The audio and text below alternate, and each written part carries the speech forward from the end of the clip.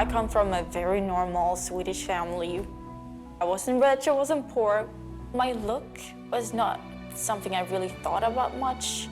I had a really good childhood, but I never felt this is the place where I'm supposed to be. I was always trying to find myself. And it wasn't until I started to do the plastic surgery that I find like, wow, this is my thing. I became my own work of art.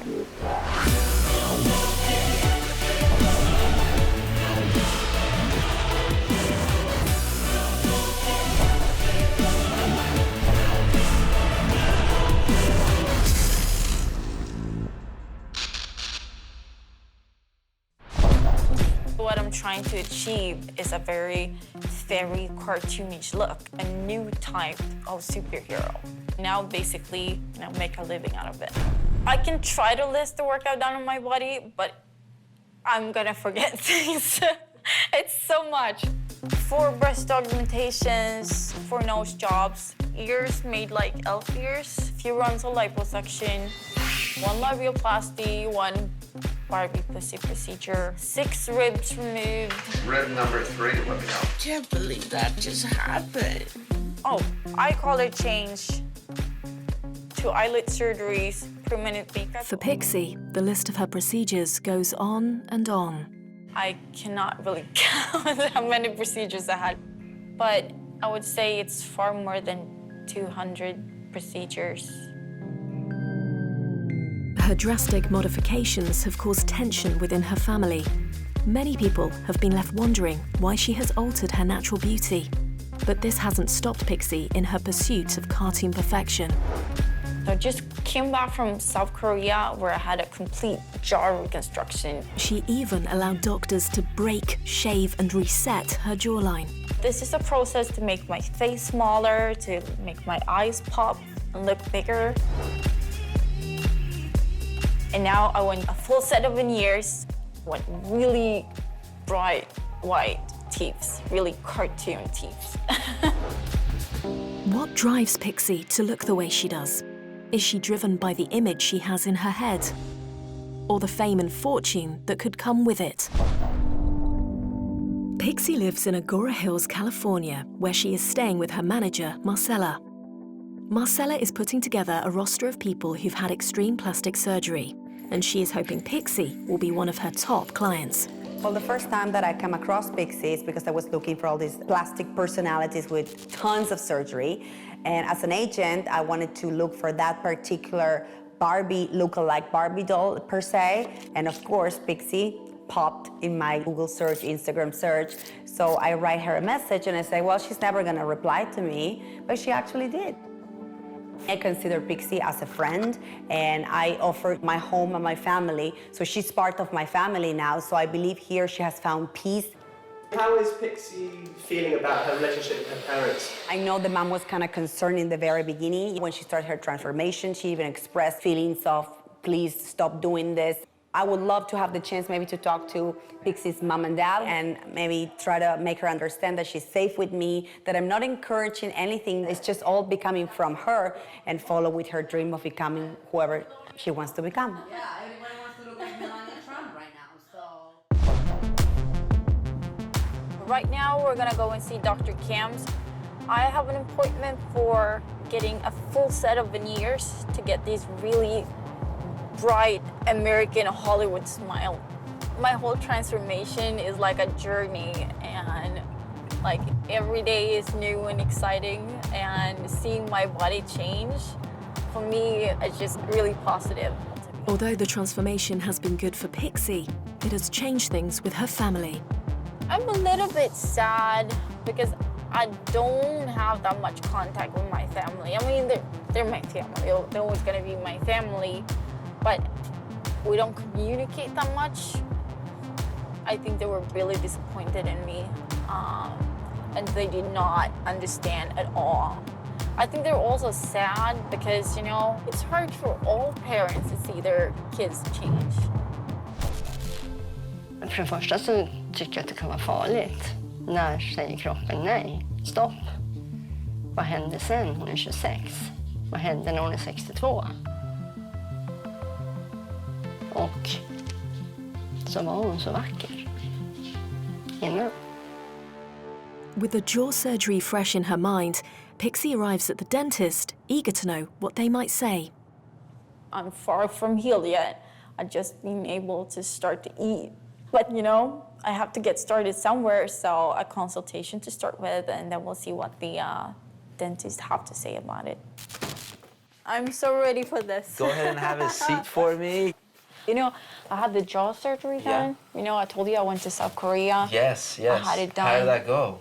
It went really well. I'm still recovering. When was the surgery done exactly? It was done the 2nd of June. So it's been about almost 2 months. Yeah, almost 2 months. Go ahead and open for me.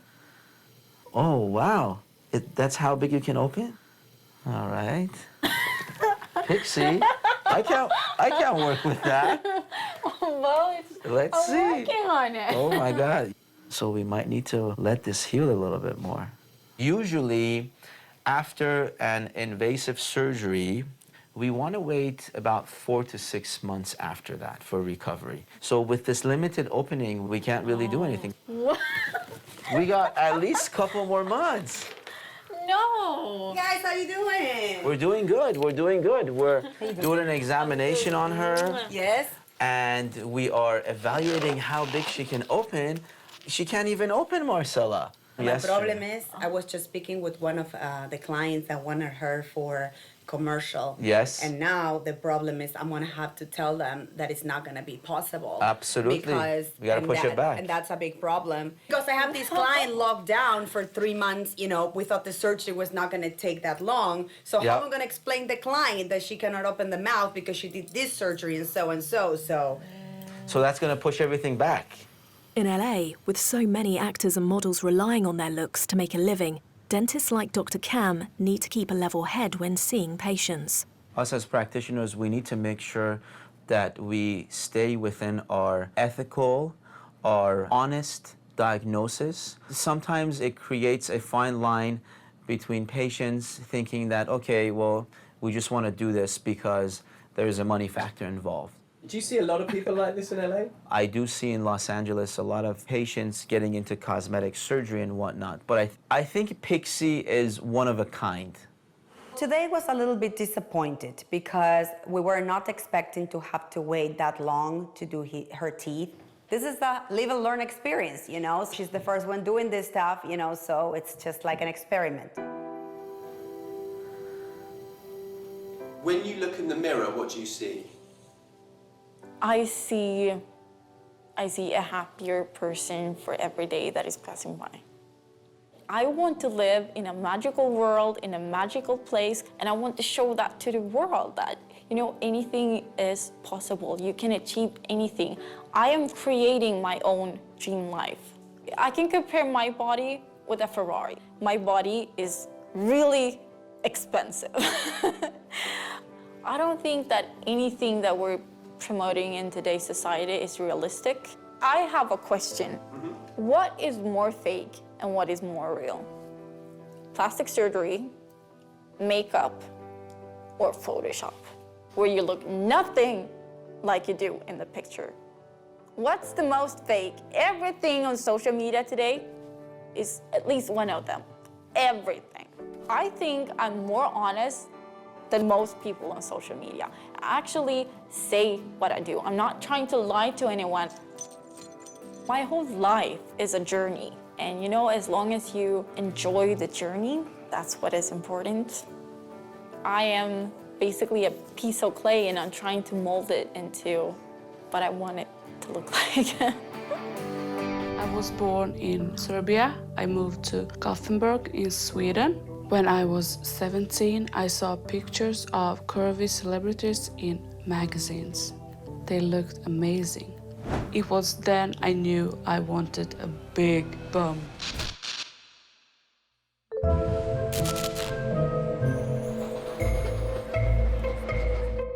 24-year-old Swedish glamour model Natasha Crown has one particular obsession: to gain as much weight as possible in one part of her body. The first thing I'll do in the morning is just go to the mirror and look at my bum. I don't think that my bum is so big that Like the people are saying like, your bum is so big. And I was like, no, it's normal. I think like I'm obsessed. Why does she want such a big bottom? And how is she going about it? I grew up in Gothenburg with my mom, dad, and my little brother. I was a really happy child. I have always had self-confidence. I was really popular. When I was 16, I started to look like a woman. I loved my body. I loved it a lot. Yeah, I had like titties, small waist, and bum. Not big, but okay. At age 20, Natasha had her first procedure, and more followed. I have a lot of surgeries. Breast augmentation, 3 Brazilian butt lifts, fillers, Botox over the face. I had a lot. When I walk around, I feel all the jiggle, and I'm getting like horny with myself. And I think that's the best feeling you can have. Natasha isn't the only fan of her bottom. Over the past 3 months, she has built up a large online following across social media. Her bum has also become her full-time job, as she now makes money from her own website. I think that I appeal to the men who love big bums. They look at me like I'm Amazon, a big woman, a tall woman. It's more talking to my fans.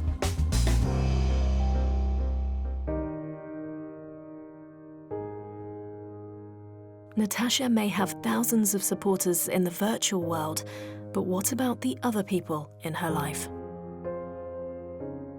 My family is like, no, you shouldn't. Think about your health, think about you're getting a family later. Like, they're like family thinking. They can be pretty nasty. You look like a cow, you look like, yeah. At the beginning, it was like, what are you like, I'm your daughter. How can you tell like something? You just don't speak like that. I think to your own child. And at the beginning, it was rough. I was like, okay, are they just telling that to me just that I'm, because of my health? And then, like, the more there was gagging, I was like, okay, think whatever you want to think. They are living in another world that I'm not living in that world. So it's pretty difficult, I think, but no one can stop me.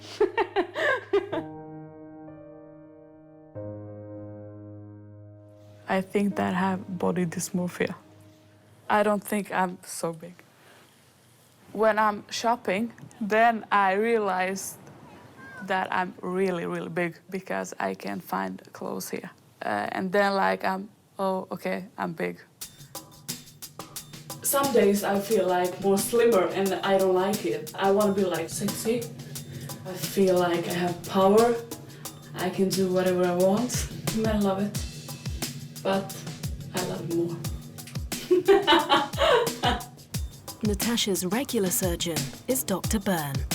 Of course, we have patients going more and more to the extreme. And what's important in that, of course, we don't treat patients with psychiatric illness, who doesn't feel good about themselves. I mean, looking at Natasha, she's got a strong mind. She knows what she's looking for. I understand her. That is her goal with her body and her life. I have known Dr. Byrne for 5 years. I think we have a great relationship. I trust him because he's always honest about everything he's doing. Natasha's next planned procedure is another Brazilian butt lift. Before any surgery, she must have a consultation. I remember first time we met, you almost had no bum, really. You were quite flat. And I know that you have been doing your work and we have been doing our work. Yeah. So 3 Brazilian butt lifts, and let's see. I think my measuring tape will not cover you all around. So we have to do it step by step, right? And going down here, we've already performed 3 Brazilian butt lifts for Natasha and also breast augmentation. What we understand of today's consultation is that Natasha is looking for going bigger. You're about 190 centimeters around your butt. I'm 184. You know that the measurements arm to arm is the same as your length. Yeah. So your butt is as long as I am. In order to pull off a successful Brazilian butt lift, Natasha must first gain weight on other parts of her body, which can then be transferred into her bum. It's what we call Robin Hood surgery, right? We take from the rich parts, which might be here, and we add to the poor parts, which is at the bottom. Before the surgery, I need to gain like 25 kilos because the more I gain, the better will the bum be. My point of view is not to say to someone what they should like or not like. I mean, it's a free society. I don't judge my patients. Gym, eating, and then you will grow. The great thing about all of this is that you can eat whatever you want. As Natasha is committed to gaining weight on her bum, its size has an impact on simple things. It's really difficult because I can't do like this because you have space between my bum and the back like this. And when I'm flying, I need like 2 chairs because the seat belt it's not enough. So I need 2. It's difficult. Despite the problems that come with her ongoing transformation, with a successful website and large online following, Natasha is excited about the future. I didn't think it was possible to earn money by having a big butt, but now I see it's possible. I love my job and I don't want to do anything else. You can have a big bum and earn a lot of money. Yeah. I grew up in the San Fernando Valley, California. I come from a super loving and fun family. School life for me, I had bad skin, I had bad teeth. I definitely was not a confident teenager whatsoever. I knew that there was sort of like another person living inside of me that just didn't reflect what I saw in the mirror.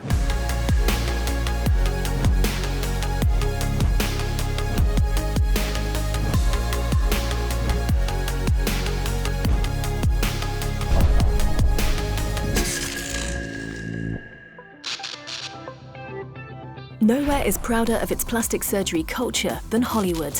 And it's not just the A-list getting treatments. Anyone can get the look they want, even if it's to emulate their favorite star. 32-year-old Brian Ray lives in Los Angeles with his fiancé Jonathan. In terms of my appearance and what I look like, I am definitely trying to emulate my icon, the legendary Miss Britney Spears, because I think she is absolutely stunning. I've invested upwards of $80,000 on myself. I had my nose redone, fat injections into my cheeks, laser hair removal. I do Botox and lip fillers. Brian has completely embraced all things Britney. He not only loves to look and dress like her, he also likes to dance to her music. You ready? It's all ready. We're gonna rehearse Slave today. Oh my gosh, awesome. We're gonna go over it slowly and get used to it. Get ready. Woo! Perfect, I'm excited. Yeah, I love dancing. I think it's just, you know, you get to have a moment and create art and sort of just like let your body just go and do its thing and have fun with it. I was 16 years old when I first considered cosmetic surgery. My mom kind of was bugging me like, you know, what is it that you want for your 17th birthday? And I told her, Mom, I want veneers. I want completely a new set of teeth. And she was expecting me to say like a car or something like that because I just got my permit.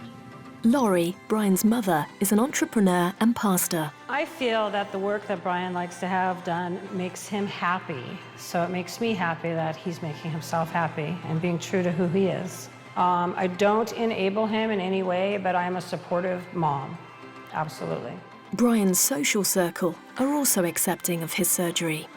I think our friendship group in LA is interesting and diverse. It's comprised, you know, mainly of people from all different walks of life and different sexualities and different backgrounds, and we all come together and have a great time. If somebody wants to call me a freak, I take it as a compliment because I love freaks. I am a freak, I am a weirdo. I am all of those things. Brian's next procedure is at one of the many exclusive clinics just off LA's Rodeo Drive. This space was initially designed to make a patient feel at ease rather than a medical office, which can be full of fear and certain anxiety-driven feelings. It's important for me and for the clients to feel that they're coming to a special place. I absolutely love coming to this office. It is so exclusive. You get pampered, and really, you just get the royal treatment here. So it's incredibly luxe, and that's what today's all about, luxe. Dr. Bazzi has done work on Brian before, but today's treatment is particularly bloodthirsty. Hi, Brian. Hi, Dr. Bazzi, how are you? Nice to see you again. Nice to Come see on you. in. You ready? I'm so ready. Awesome. Come on Let's back. do this. We'll set you up in the room. Okay, it's so beautiful here. Thank you. A vampire facial is a procedure that increases the collagen deposition in the skin, improves the texture, the tone, and the color. It's a nice, subtle way of making someone look more youthful and rejuvenated. The average cost is around $600 here, yeah. Where do you get the money to pay for all these procedures? My fiance and I own a medical marijuana edible company. I work hard. I work very hard, and I love treating myself. When I want to do a procedure, I'm in a position where I have the means to do it.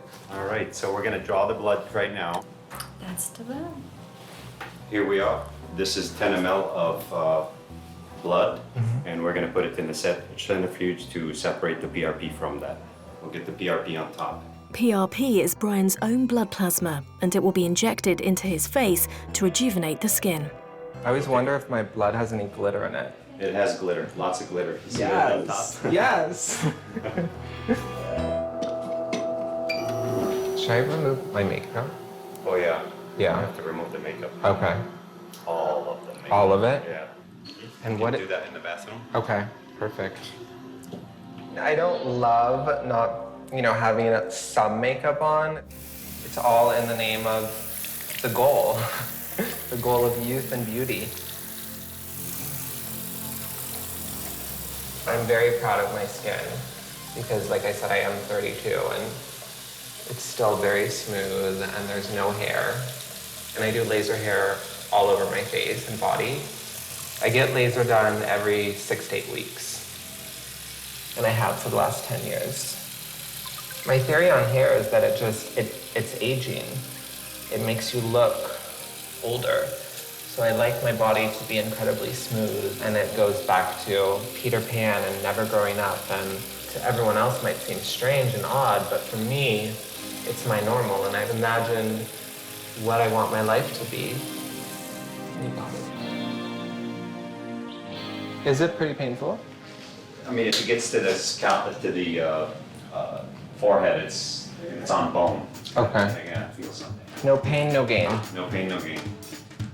Dr. Bazzi is one of my all-time favorite doctors because he's so much fun, and he also is a martial artist. So sometimes when I come in, he'll be doing like martial arts moves.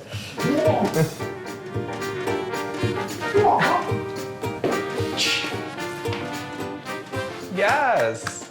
See, like so cool to come and see that. Do that while injecting. We're taking out the PRP from the tube. And this is the liquid gold. So go ahead and smile and then relax. A little injection here. Dr. Bazzi seeks out the creases and imperfections in Brian's face and injects them with Brian's own blood plasma. I just feel like this position would be very appropriate given the situation. The remainder of the plasma is then smeared on Brian's face, and his skin is punctured with a microneedle, allowing the plasma to seep into the flesh. All right, we just finished the microneedling of the PRP into the skin, and you can see the hyperemia of the skin. It's all red and rosy. Okay. So you can wash your face tomorrow morning, and you'll be good to go. You'll be beautiful. Well, thank you so much. both More of you. beautiful. You're welcome. Thank you. Thank you so much. Thank you. You're welcome. All right, that's it, guys. I'm so excited to see the results, and you know, I feel like I'm off to Neverland.